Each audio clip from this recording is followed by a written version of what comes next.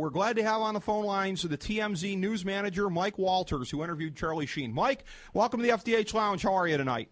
Hey, good. Thanks for having me. Hey, sure. So, I tell you what, please give our viewers here an exclusive.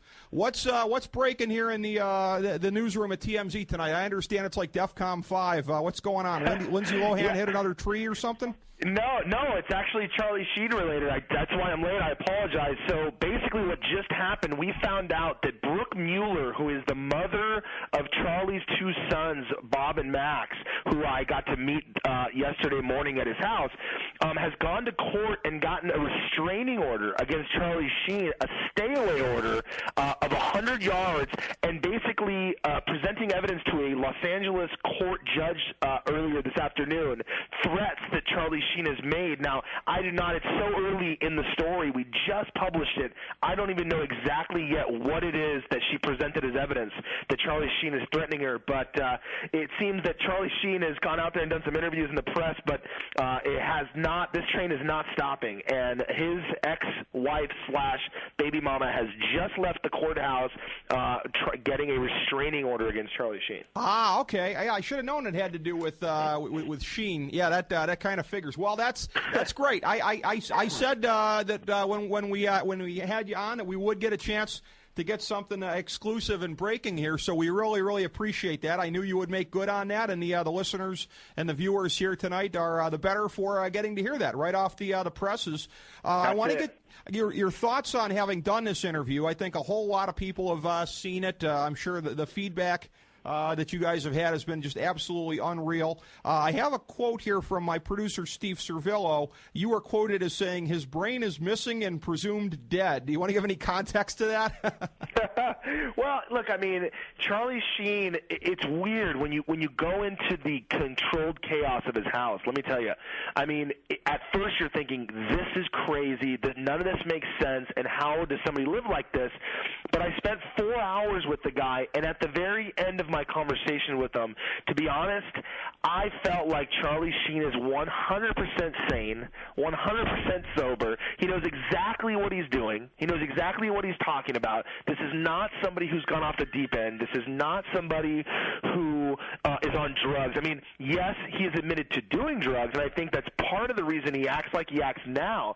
But let me tell you something. This guy is sober, and he's articulate.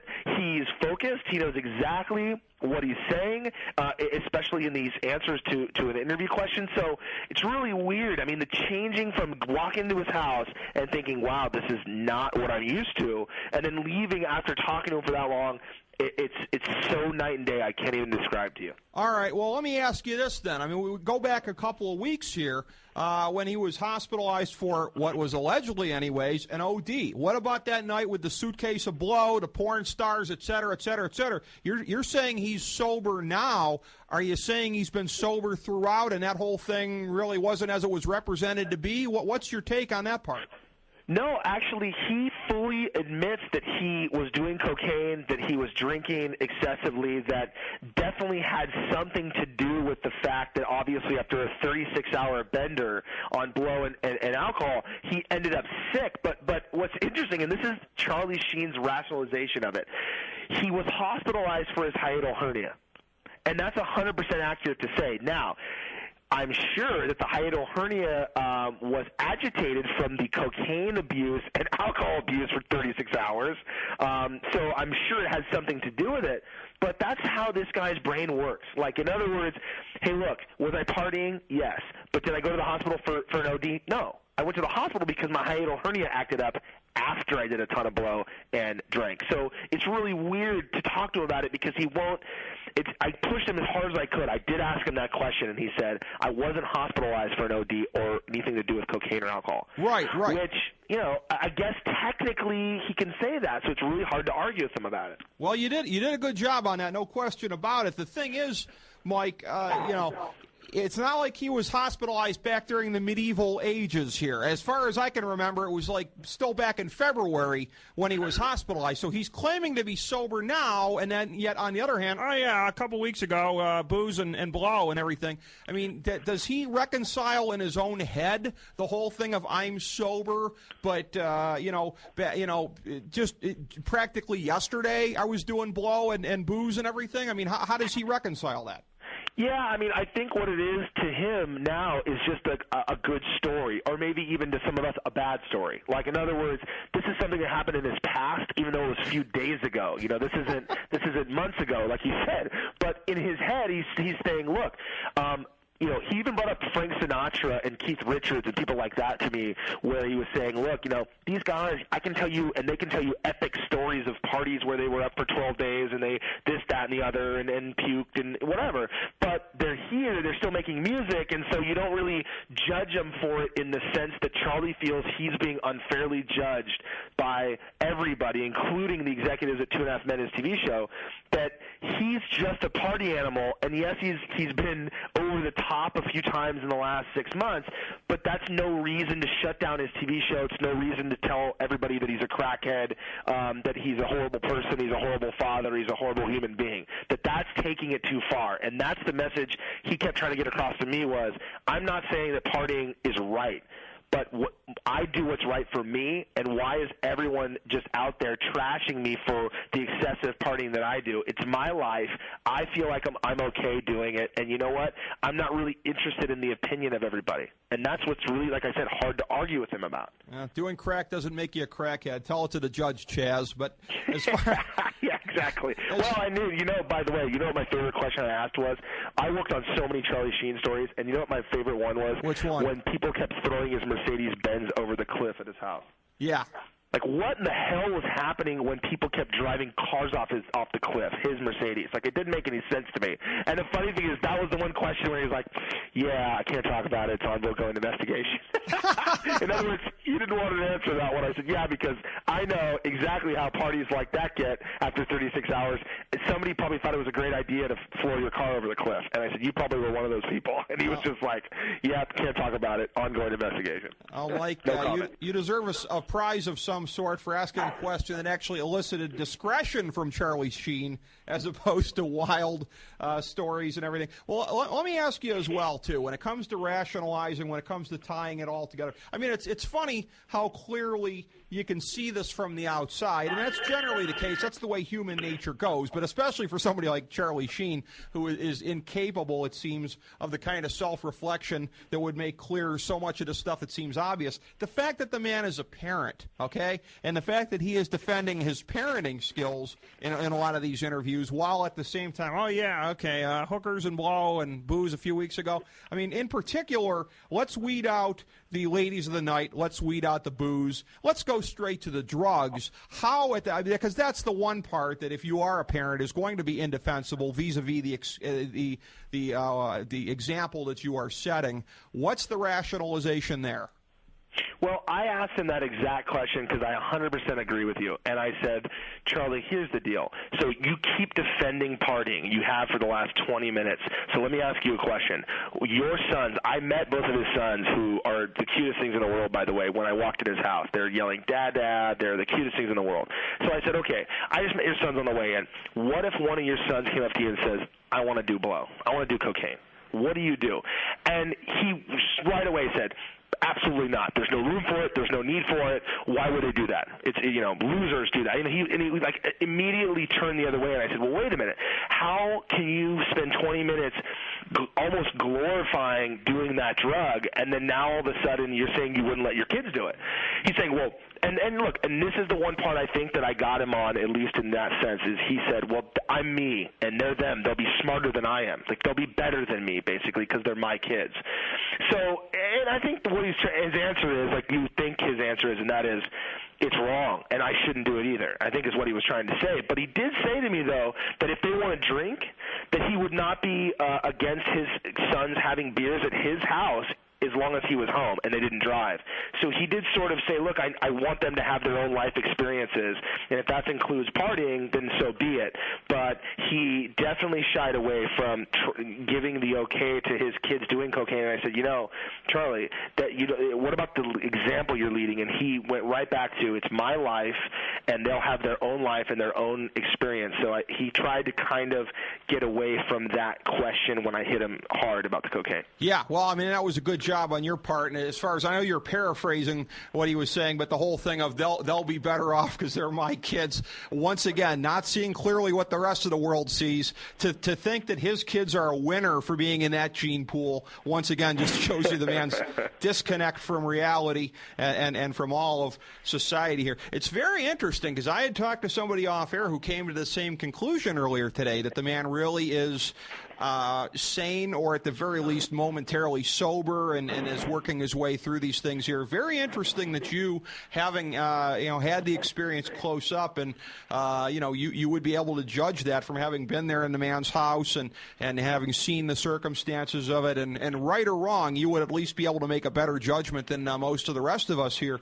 So with that being the case, what is the end game? Is it a situation here where, litigation against the network and the studio and everything like that? I mean, the conventional wisdom is, and of course nobody covers the entertainment industry like you guys, but the conventional wisdom is that his career as we know it is toast here. So what's the winning scenario that he's seeing and that you could possibly buy into? Well, let me start with this. Let me clarify it for your listeners. Here's the deal. I do talk about Charlie Sheen like you described, that my take on it is that he's sane and sober, at least for now.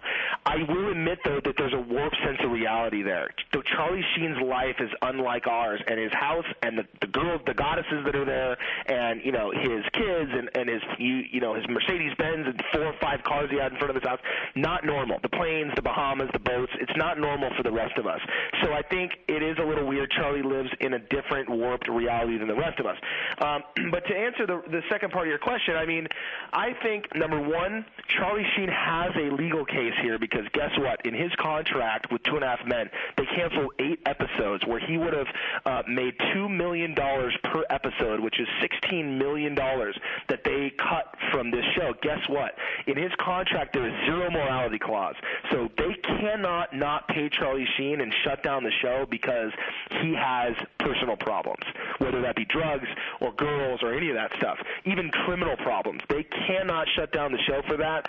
So he has already fired off a lawyer's letter from Marty Singer, one of the huge attorneys in our business here, and has said, pay me or else. So that has already happened. So I will tell you that. The third thing is the future of Charlie Sheen's career. To be honest, he told me, I am a man of my word. I already signed on to do season 9 of 2.5 Men, which would be next year, and he would be willing to sign on for season 10. He just wants some of the things to change on the set, including the hatred for Chuck Lorre that you guys have all heard on the news lately. That's going to have to change. But I don't see Charlie Sheen just going off into oblivion. That's not what I see. My professional opinion tells me that Hollywood is the most forgiving place in the world, and if Charlie Sheen makes another hit TV show, all of us will be watching it, and this will just be a story. Like he says, like Charlie Sheen himself says, this will be a Keith Richards type story, and we'll all talk about how Charlie used to be a huge partier, and we all covered the story, but now he's a huge sitcom star again in his 60s, and he's owning television, and that's where I think this is going. Well, your point's valid. I mean, you say Hollywood is a forgiving place. I'm sitting here in Middle America. I would probably use the word permissive, but you say tomato, I say tomato. I love that, but you're right, though. You're right. I mean, I live here, so you're absolutely right that that's how this town is, and everybody will watch that show. Well, you know what, Mike? It's one of these deals where when you look at it also, you just have to wonder, because you said that there's no morals clause in the contract or anything like that.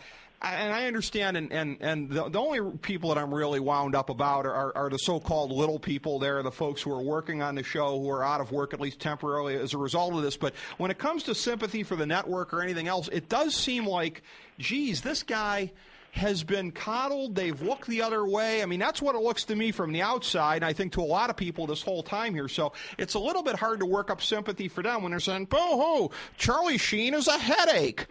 9 seasons into the show, they're saying that. Yeah, well, and $5 billion later. I mean, you got to understand the people behind this show made a lot more money than he did. So Charlie Sheen sees it exactly like you're describing it. I mean, come on. You guys, after 8 seasons, now you're mad at me for my promiscuous ways. Come on. I mean, Charlie Sheen's been the same way the whole time. Yeah. I mean, that's, And that's his argument. I mean, you just kind of helped make his argument. That's his argument. Whether we all agree, and I'm a real conservative Republican kid from Orange County, but let me tell you something. I understand what he's trying to say. I don't necessarily agree with him, and I think that what he's doing is somewhat horrible, to be honest. But I get his point, and from a place in journalism where I need to listen to both sides and make judgment, I'll tell you what, I mean, he has a valid point. He just does. Well, actually, Mike, my worldview is pretty similar to yours, so I see it that way. But yeah, I think part of what it is too, you and I sound like we're both people who share a belief in personal responsibility. And the personal responsibility, yeah, we can look at Charlie Sheen and say that, but on the network side, how long has this been going on? You knew who this guy was when he was making all the money and everything like that. So I'm not sympathizing with anything that he's done. But as far as him calling them out on the hypocrisy, yeah, you have a point that that's the one point where, by God, he is on some high moral ground. Yep, absolutely. And I think that's where, going forward, there's the rest of the story. I mean, can they just sort of sweep it under the rug and move on, start filming again, everybody get over it, and let Charlie be Charlie and let it go? Or are they going to keep trying to air it? And what's interesting is, Charlie Sheen has taken upon himself to go ahead and air his own dirty laundry, which is an interesting tactic. I mean, when I interviewed him, I just said, hey, Charlie, let me tell you something. I would rather just sit with you and talk than interview you and ask you. And we actually made fun of one of those moments. I don't know if you guys saw that part of the interview where he was like, all right, let's do the really dramatic moment where you ask me if I've hit rock bottom, and I'm going to slow-mo, get a bad look on my face, and I'll say, I don't know. And we did this whole thing, and it was funny, but it's not funny. I mean, the reality is that's exactly what Charlie's doing in the press right now. He's having those moments where he can air his dirty laundry, and everybody can ask him the really harsh questions about drug use and his kids and the show and his future and how bad he looks and how bad he sounds.